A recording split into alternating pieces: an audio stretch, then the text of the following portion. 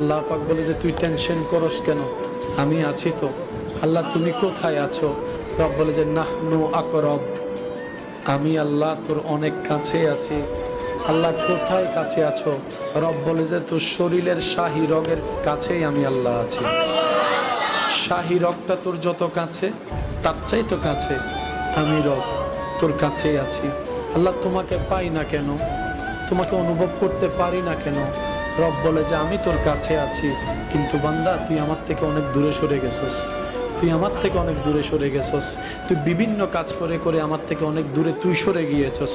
আমি তোর কাছেই ছিলাম, আছি, থাকবো।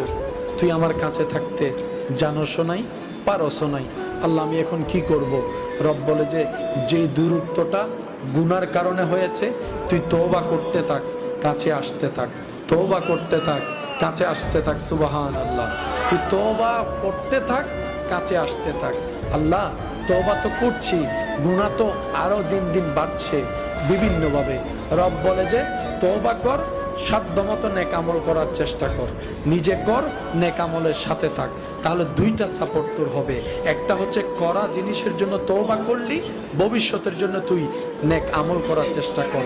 বান্দা তোর চেষ্টাটা যদি আমার পছন্দ হয়, আমি আল্লাহ যেদিন ইচ্ছা হবে সেদিন নিজের কুদরতেই তোকে আমার কাছে টেনে নিব, আর সেই দিনেই তুই সাধারণ বান্দা থেকে বলি আল্লাহ হয়ে যেতে পারবি। সুবহানাল্লাহ।